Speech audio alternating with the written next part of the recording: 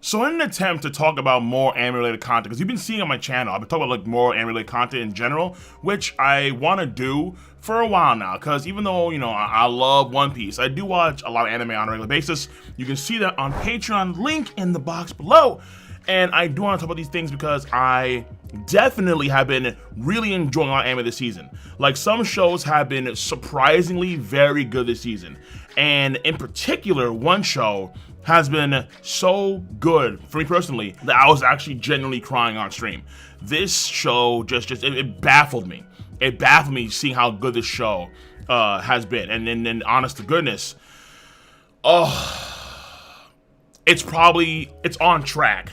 This show is on track to be one of my favorites of all time. If it actually maintains form, it's on track. Which sounds nuts, but it's true. As clear as crystal. Can't deny it. Let me talk about a few anime this season that actually caught me off guard, that were actually pretty damn good. Number one is Odd Taxi. First of all, it has a banger of an opening, man. That is smooth. When that sax hits,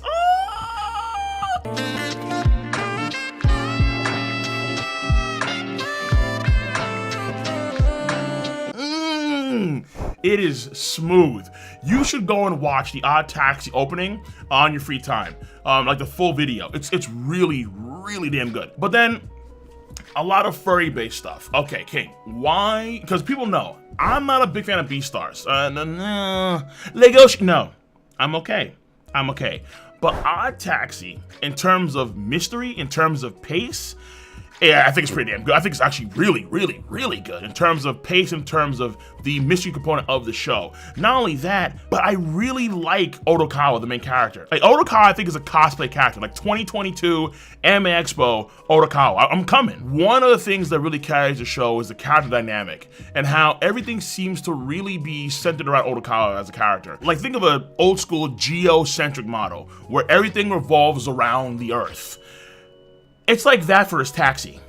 Oh, dude, the things that go down with a lot of characters in this show is intriguing. It holds your attention very well with nice characters, very good pace.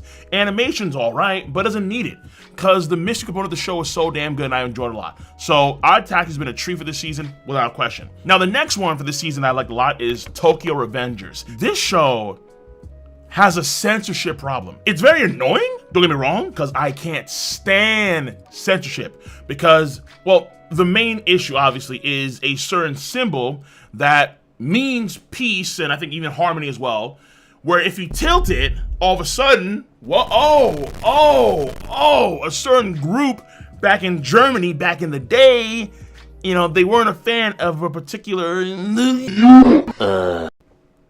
and things kind of go down from there. So obviously a lot of folks will be triggered by that. But outside of that, it's still a very good show. It is carried by a strong cast of characters and a fairly interesting premise where you do have time travel in the show, but it's done so all in the same timeline. What happens in the past change the future. And I do like how there's very strict rules on how far you can go back in time, and the fact that time is still flowing forward in both the past timeline and in the present timeline. And the dynamic of what happens when he's in the past versus when he's in the future, or like the present timeline, is actually very interesting. So you have strong characters like Takemichi, Tachibana Hina is relatively alright, Ryugugi Ken. You see Sano Manjiro, aka Mikey. Mikey is the leader of the Tokyo Manji gang. And Mikey's a solid character so far. He has the workings to be a pretty good character in the future, absolutely. Especially how they play the future and the past dynamics. Because you have these two timelines where the story's centered around, you kind of get the gist of what's happening with these characters in both the present timeline and 12 years in the past. And because the present timeline can change as a result of Takemichi's actions, then this also allows for a lot of character development and change, because a character who was one way in the current timeline can be completely different. And then you would see that transition happen in the past 12 years ago when Takemichi alters the timeline itself. And that's a very good play in an overall sense for character growth and character development. But Ryugugi Ken, aka Draken, he's a character I got my eyes on. Because last episode of Tokyo Revengers, There is a level to depth. Yes, censorship, which sucks, but there's a level to depth with Ryugugi Ken, Draken. I'm looking forward tremendously so in the future of the series to see how that plays out with a Draken, absolutely. So Tokyo Avengers, this season has been a pretty strong show, no doubt about that. Now moving forward, I want to talk about my top 3 shows this season. Another good show, actually now I remember it, another good show this season has been a show called 86. Which is a mecha show, which I do like mecha stuff for the most part. A military-based show that has a lot of discrimination between a white-haired race called the Alba, and then you have the folks of 86. So the folks of 86, they essentially serve the Alba, and then they fight a military war against this crazy AI sort of force that is on the verge of like destroying their entire nation. And most of the people that are Alba, the white-haired race, most of them, they actually never experience what's going on in the combat field, to the point where whenever there is a combat report that is reported all across their nation, they say that they have no casualties. Even the folks of the 86 region, they're dying for the sake of this country. I think it's a pretty solid show this season, absolutely. However, my top 3 shows for this season, first 2 in no particular order. Number 1, Vivy, Fluorite Ice Song.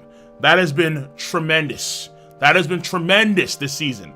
And number 2, To Your Eternity. To Your Eternities. Last episode. Stop it. I'm not gonna say her name, but God, I wish I wanted death. I wanted blood. I mean, we got blood, but listen. To Your Eternity and Vivy Fluorite Ice Song have been very strong this season, absolutely. Vivy's very intriguing, where you have highly advanced AIs. In the future, they wind up eradicating humanity via some kind of error, some kind of protocol, whatever. Like, it's a typical AI doomsday Matrix-ish scenario. And that's how the series starts off. But what happens is there is a scientist, voice acted by Dio Brando. And he actually created an AI that can go back into the past. And there's a particular AI that will last the entire century. And that AI is the main character of the show, Vivy, aka Diva. And she is now forced as an AI to destroy AI or stop certain events in the timeline that will lead to AIs wiping out humanity in the future. Very interesting, because seeing her as an AI develop in unique ways, but also going against her mission or protocol, which for her is akin to a human soul. An AI's mission is akin to a human soul. And how, because of the reworkings of Matsumoto, the AI that was sent to the past by Dio Brando, that dynamic is a very fascinating dynamic between her and Matsumoto. The events that we see, we skip ahead in time into various key points in time. And so we see how Vivy Diva comes along. And as of late, it's been actually pretty intense. Again, an AI, you can say their soul is their mission. And for her, she's a songstress. I guess you can say an idol of sorts. And her mission is to sing to everyone and bring them smiling faces. And she's there for humanity's benefit. But she has to also now take out these AIs, her sisters and various other AIs, and stop the crisis of the future of AIs wiping out humanity. However, because she is changing the timeline, things are happening that are well beyond expectations. A lot of these things you could argue are good, but of course we won't know until we actually get to the original timeline 100 years originally when the series started off, because we'll see if they actually succeeded or not in changing things accordingly. However, for her specifically and her mission, not the greater scope of saving humanity, but for her specific mission of being the songstress and putting smiles on folks' faces, because of her actions of changing the timeline, some things backfire. Potentially for the grand scheme of the story, they could be in a really, really big way. But for her personally, and for her goals and ambitions as an AI, it's like the miniature rolls going off in Miriam's face. it is a huge whiplash on her. And we're seeing how it's come to a conflict now in both ways. In the AI side of things, as well as the human side of things, and how that's clashed in a very big way. So basically, Vivy's been excellent this season. It's been excellent. Really damn good. To Your Eternity, if folks say it's the best anime this season, I can understand why. To Your Eternity has a lot of depth to it. A lot of depth to it without question. How something like this orb that was sent to Earth, no consciousness, no will, no nothing. But it's sent to Earth and it imitates whatever's around it. First, it's a rock for a few years. And then afterwards, a wolf winds up falling on it and it becomes that wolf and it gains self-awareness for the first time. And how this orb, at this point in time, now called Fushi, how this orb travels around the world and experiences various things. A lot of things good and wholesome, other things very traumatic and crazy. But because it is very powerful and potent by nature, and at the same time very childlike, very innocent, because again, it just attained self-awareness relatively recently, and seeing how that plays a role with other people around it. Like the last episode of To Your Eternity was crazy, man. It was nuts. The show has a lot of, oh man, I can't believe what happened to her. Oh man, that just sucked. The show has a lot of depth, not only in terms of the orb's development into being more self-aware, more human, but also the supporting cast of characters that so far have been relatively innocent, but that innocence, in both good and bad ways, hits heavy. And when I say bad, I mean good. Because it backfires. It backfires big time. But it's so sweet and it's so basically, To Your Eternity has been strong. It's been a great not only a banger opening, which also, by the way, too, Tokyo Revenge opening, very good as well. Great animation through and through. A very strong cast of characters. Very good voice acting. Like, To Your Eternity is outstanding. And I think a lot of folks would say best show this season. Fair enough. However, it's not my number one. My number one show this season is Nomad, Megalo Box 2.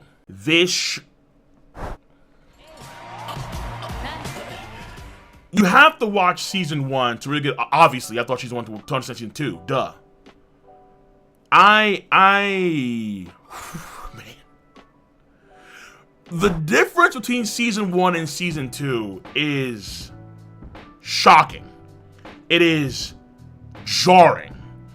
It is so well written, so well paced, phenomenally strong characters.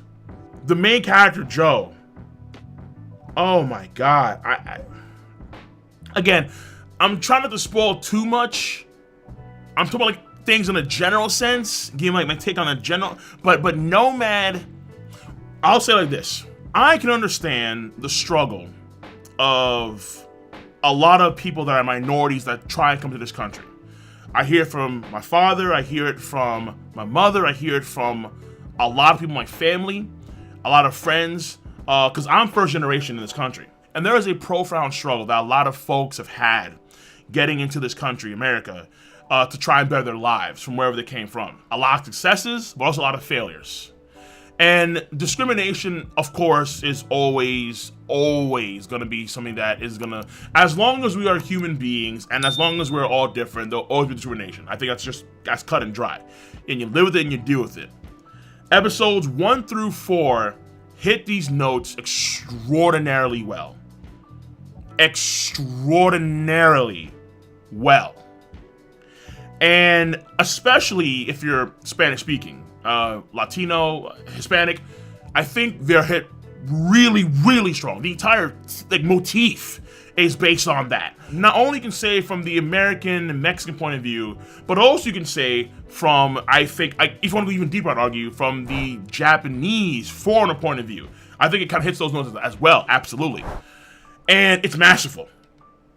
Not only do you have that dynamic, because you have amazing characters. You have Chief, you have Marla, you have her son, and this, what happens with these characters is very standard in a way, but it has so much impact on how it's paced, how it's directed. It's excellent. But then the main character, Joe, knowing what happens with Joe and Yuri and Nanbu and Sachio and Bonjiri and the other characters last season in Megalo Box Season 1. And then seeing how Megalo Box Season 2 starts off. Joe the Nomad. It's like, what happened? Dude, the mystery component, because that's what it is really at the beginning of the series, it's a mystery component to it that is so deep. Joe, what he goes through, finding out now what's happening with the main cast of characters from Season 1. And then seeing how Joe has matured to such a level.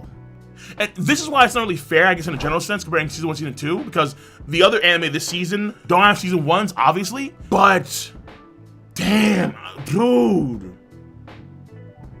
Nomad, Megalo Box Season 2 is powerful.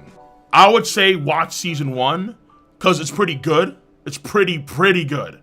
Like, I would say a 7.5 out of 10, maybe an 8. I think it's pretty damn good. But whereas Megalo Box Season 1 is like a 7.5, maybe an 8. Megalo Box Season 2, Nomad, oh man, dude, like even now, I'm like, yo, dude. Megalo Box Season 2 is a 9.